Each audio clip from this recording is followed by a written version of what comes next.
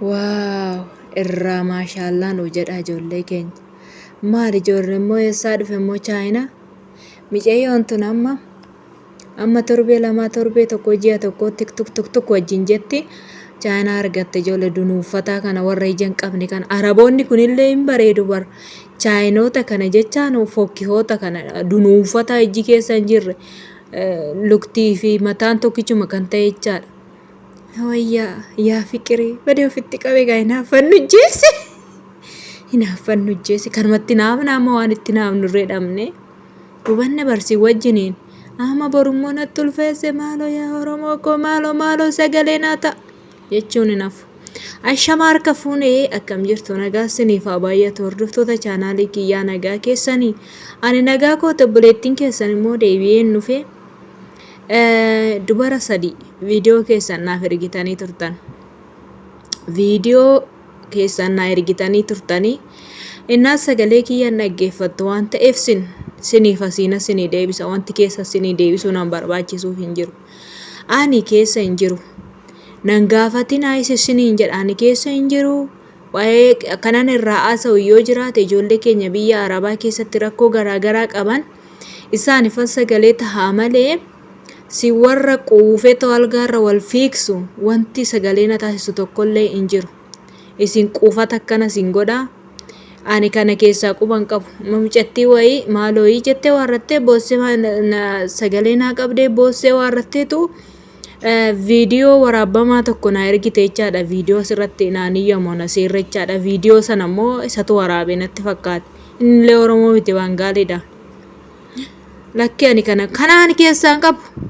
Ani keessaan qabu waanumaan kana poostisii godhuuf isin qabu dheetana irraa dha'u.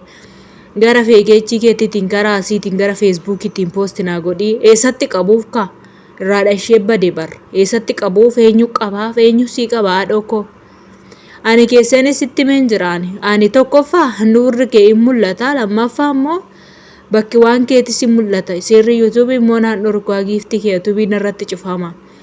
Maaliif yoo irratti cufameen ijoollee baay'ee waan anas keessaa qabuuf ijoollee biyya Arabaa keessatti rakkatan isaaniifas sagalee ta'uu barbaade malee. Mindinnoo keessanii wanna hin taaneef ani sagalee ta'uu hin fedhochaadha. Isa kanayyuu dhiifama naa godhu irraayyuu kana naasa'ee isiniin jedha. Nama lamadha si warri natti ergitan sun dhaggeeffadhaa dhaggeeffattu. Koomentii asiin barreessuun keessan saalfattanii keessan dhuftanii waarrattanii san natti ergitan.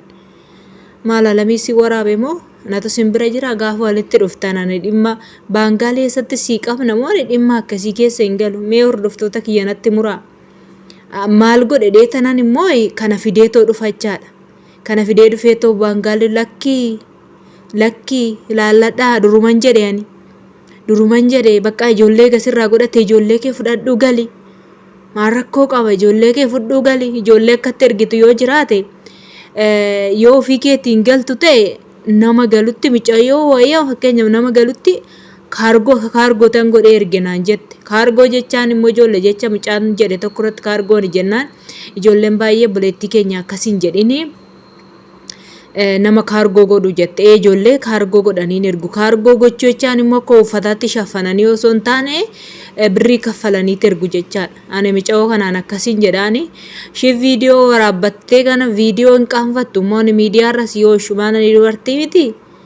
Maal godhe dheetana miidiyaarra si oolchu akka dhufanii asii gargaaran jedhanii deemaa boo waan akkasii keessa hin jiru. Waan ofii keessanii borcitan dhuftanii too borca keessan keessa nan gashu waan nagashu hin jiru hojii dhafan biyyaa bahin.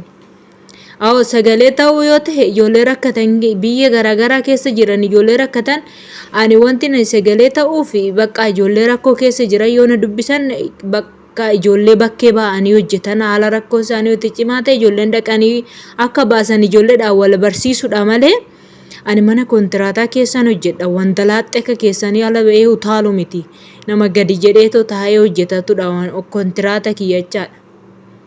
Malee warra utaalu isin warri utaaltan immoo hunda miti warri bana hin hojjennes guutanii jiru warri bakkee hojjetanis ammaaraga isaanii eeggatanii hojjetan. Isin immoo fiigdanii warrattanii Bangaalii jala shuuxettu Paakistaanii jala shuuxettu. Kana jaarsa jalaan maal asinii godha? Lammata waan akkasii na gubbaatti hin argina. Mee maalidha ijoollee?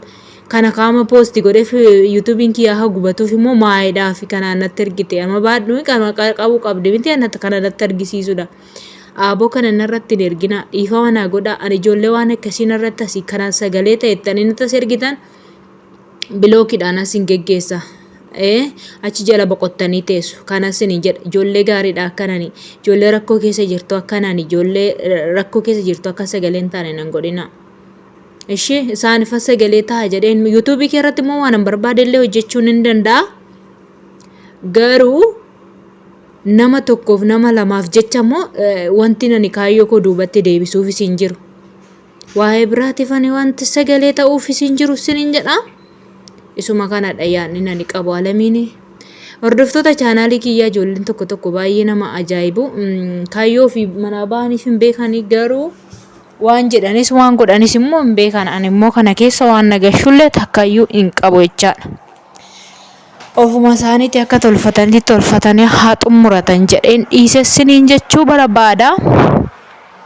Kanan jedhaan yaadan ani qabu ijoollee keenya shamarran isin warri maaragaan hojjettan sin hojjetadha. Isin warri baangaalii keessanitti shuttas si shuta. Ishintu nama ijoollee lama qabdi. Suura isaanii natti argite suura isaanii poostiin hin godhinii jette namicha wajjiniin eenyuudha viidiyoo isaa poostiin godhii jette.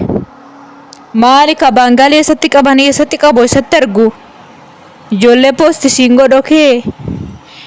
Simmoo isa san immoo poostiin godha ani shamarran dhalaa dabar safuun beeka keessanii safuu wallaalee too qullaa namaa fuudhee toliin darbu ani maal jechuudha waan akkasiin irraa dhaabaana.